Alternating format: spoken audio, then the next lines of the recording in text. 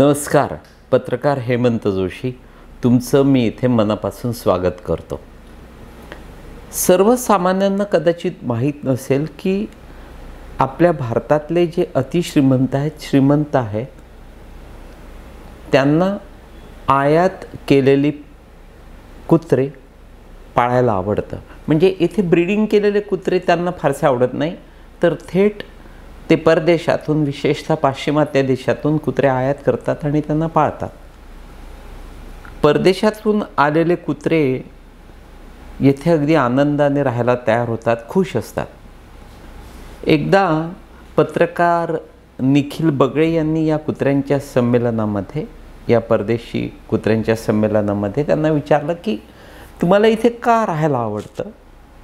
तर त्यावर ते सारेच म्हणाले की एकतर तुमच्या देशात भुंकायची मुभा आहे. आमच्याकडे भुंकलं की म्युन्सिपाल्टीमध्ये येतात आणि लगेच आम्हाला पकडून घेऊन जातात. येथे भुंकलं की भारतीय डोक्यावर घेतात, तुमचं मनापासून कौतुक करतात. म्हणून आम्हाला इथे भारतामध्ये राहायला आवडतं. विशेष म्हणजे तुमच्या या भारतामध्ये तुमच्यासारखे देखील भुंकणारे असतील तरच त्यांची डिमांड असते. जे भुंकत नाहीत, जे शांत असतात, घाबरून वागतात, त्यांच्यावर मात्र तुमच्या या भारतामध्ये अत्याचार केले जातात. मित्रांनो, सहज विषयांतर आता नेमक्या विषयाला हात घालतो. तुम्हाला माहिती आहे की शरद पवारांचे समर्थक कमी आहेत. त्यांना राजकीय विरोधक मोठ्या प्रमाणावर आहेत. अगदी थेट त्यांच्या कुटुंबापासून त्यांना विरोध केला जातो. पवार कुटुंबातले काही बोलतात, काही गप्प बसतात, पण विरोध मोठ्या प्रमाणावर आहे. शरद पवार विरोधकांना पुरून उरतात. या मूठभर समर्थकांच्या भरवशावर पवार बाहेर पडतात आणि विरोधकांना नामोहरम करून सोडतात. त्यामुळे विरोधक अस्वस्थ होतात. पण मी बघितलं की विरोधकांना याच शरद पवारांना शिव्याशाप देण्यापलीकडे हातात अनेकदा काहीच उरलेलं नसतं. पण शरद पवारांना विरोधकांनी शिव्याशाप देणं म्हणजे एखाद्या हत्तीणीची पप्पी माकडानं घेण्यासारखं किंवा एखाद्या हत्तीला तुम्ही सुई टोचल्यासारखं. पवारांना या शिव्याशाप देण्यानं फारसा काही कधी फरक पडला वाटत नाही. तुम्ही वाटल्यास पवारांची गेंड्याची कातडी आहे म्हणू शकता. मी मात्र ते निधड्या छातीचे आहे असं म्हणेन.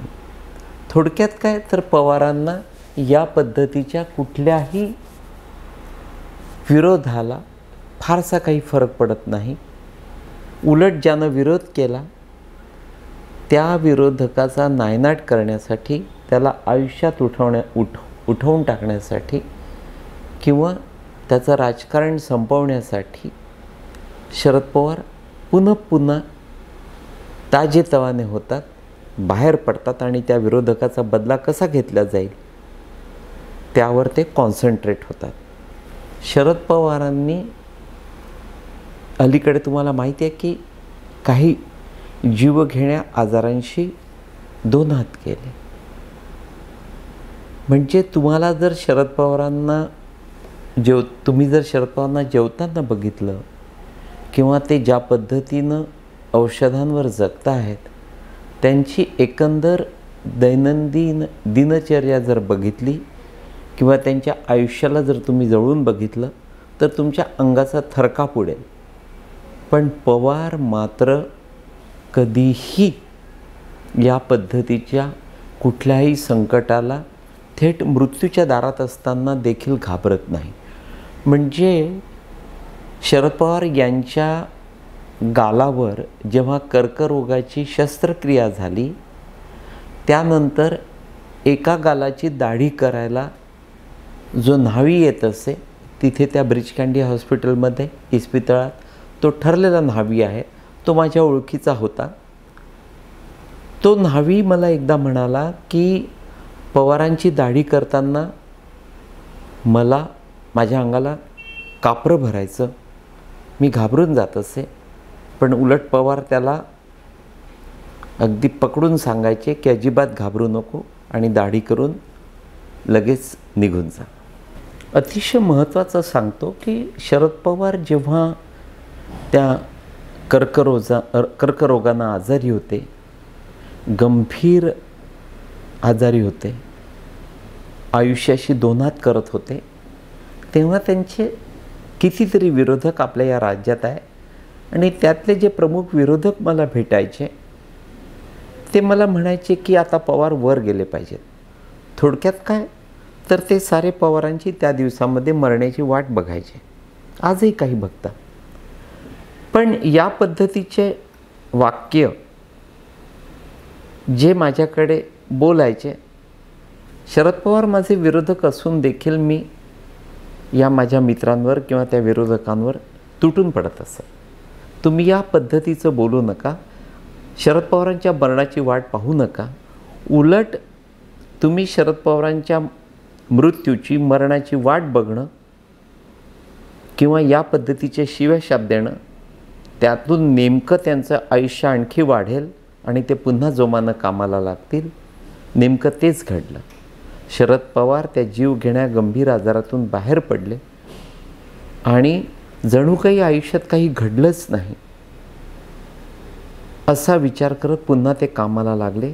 नेहमीच्याच त्यांची जी वृत्ती आहे, स्टाईल आहे, कधी कधी त्याचा किळस येतो, राग येतो, पण त्यांची ती स्टाईल आहे, पद्धत आहे.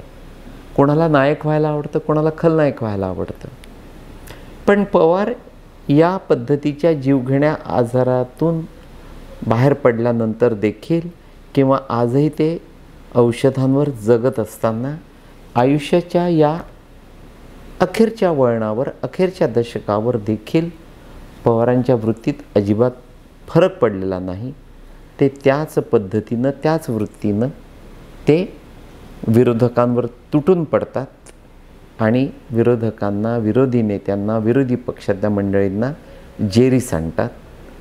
मित्रांनो, अमुक एखाद्याच्या मरणानं आपलं भलं होईल या पद्धतीचा विचार कधीही मनात आणू नका. नेहमी तुमच्या डोक्यात सकारात्मक विचार असायला हवेत. एखाद्या कुटुंबाला किंवा व्यक्तीला उद्ध्वस्त करून त्याच्या मरणाची वाट बघत आपलं चांगलं होईल हा असला फाजील विश्वास तुम्ही मनाशी उराशी बाळगू नका. जेथे सोनं वेचलं तिथे पवारांवर या दिवसामध्ये गौऱ्या वेचायची वेळ आलेली आहे. तरीही पवार हार मानायला तयार नाहीत. मित्रांनो, पवार जर वर गेले असते तर तुम्हाला त्यांचे हे हाल बघायला मिळाले असते का? किंवा शरद पवारांना शाप देण्यापेक्षा, शिव्याशाप देण्यापेक्षा, त्यांच्या मरणाची वाट बघण्यापेक्षा तुम्ही सारे एकत्र व्हा, संघटित व्हा आणि एकत्र येऊन संघटित होऊन आपल्या या राज्यात जर अन्याय अत्याचार होत असतील तर त्याविरुद्ध लढा द्या. मात्र तुमचा शरद पवार असेल किंवा तुमचा कुठलाही विरोधक असेल, शत्रू असेल, त्याच्या मरणाची किंवा त्याच्या वाईट होण्याची कधी वाट बघू नका. त्याच पद्धतीनं तुमच्या कुटुंबाकडे बघितल्या गेलं तर तुमच्या कुटुंबियांकडे, कुटुंब सदस्यांकडे जर या पद्धतीनं तुमच्या मरणाची वाट जर तुमचे विरोधक, तुमचे शत्रू, तुमचे नातलग बघत असतील तर तुम्हाला कसं वाटेल? मित्रांनो, उगाचच या अशा पद्धतीचे शिव्याशाप देऊ नये. आपण शरद पवारांचं किंवा त्यांच्या सभोवतालचं जे वातावरण बघतो ते पुरेसं आहे. म्हणजे जे शरद पवार, मला आठवतं की इफ्तार पार्ट्यांना हमखास जायचे, मुसलमानांमध्ये, वाईट प्रवृत्तीच्या मुसलमानांमध्ये, जे वाईट प्रवृत्तीचे होते त्या मुसलमानांमध्ये रमायचे, आनंदानं मिसळायचे तेच शरद पवार आज लेकीच्या सुखासाठी, लेकीच्या यशासाठी, तिच्या विजयासाठी थेट आपल्या शत्रूंना जाऊन बिलगत आहेत, त्यांच्या घराबाहेर वाट पाहत आहेत किंवा विविध मंदिरांना भेटी देत आहेत, मंदिरं पालथे घालत आहेत. ते शरद पवार तुम्हाला ते जर वर गेले असते तर बघायला मिळाले असते. मित्रांनो, कृपया त्यांच्या मरणाची वाट बघू नका. त्यापेक्षा शरद पवारांनी आयुष्यभर नेमकं जे केलं त्याची परतफेड ते करत आहेत का याचं निरीक्षण करा. एकदा मी आणि गोपीनाथ मुंडे गप्पा मारत बसलो. मी त्यांना गप्पांच्या ओघात विचारलं की तुम्ही सर्वाधिक अस्वस्थ तुमच्या आयुष्यात केव्हा झालात. तेव्हा त्यांनी लगेच मला सांगितलं की हेमंत, जेव्हा धनंजयला माझ्यापासून शरद पवारांनी दूर केलं, दूर नेलं, तेव्हा मी सर्वाधिक अस्वस्थ झालो. मित्रांनो, परतफेड ही अशी असते. म्हणजे शरद पवारांना देखील जे मुंडेंच्या घरात घडलं तेच आज फेडावं लागतं आहे. अजितदादा त्यांच्यापासून कायमचे दूर गेले आहेत. अजितदादा यापुढे त्यांना बिलगतील, येऊन भेटतील, त्यांच्यात सामील होतील. ही केवळ तुमची बातमी आहे, ती अफवा आहे. असं कधीही घडणार नाही. एकदा का मनं तुटली की ती पुन्हा जुळत नसतात. किंवा मला आठवतं की सुप्रिया सुळे कायम सांगायच्या की माझे बाबा नास्तिक आहेत. पण आज ते शरद पवार तुम्ही बघता की मंदिर दिसलं की हात जोडतात किंवा आत जातात. मित्रांनो, शरद पवार, तुम्ही आणि आम्ही, आपल्या साऱ्यांमध्ये कुठलाही काहीही अजिबात फरक नसतो. आम्हा साऱ्यांना, शरद पवारांना, प्रत्येकाला केलेल्या वाईट कृत्यांची, कर्माची येथेच परतफेड करावी लागते. अर्थात ही अशी परतफेड करताना शरद पवारांचं हृदय दगडाचं आहे. त्यांना फारसा फरक पडत नाही. पण तरीही पवार बदलतील असं उगाचच अनेकांना वाटत राहतं. ते घडणं शक्य नाही. त्यांच्या ते स्वभावात नाही, वृत्तीत नाही. तर तेवढंच मित्रांनो, नमस्कार.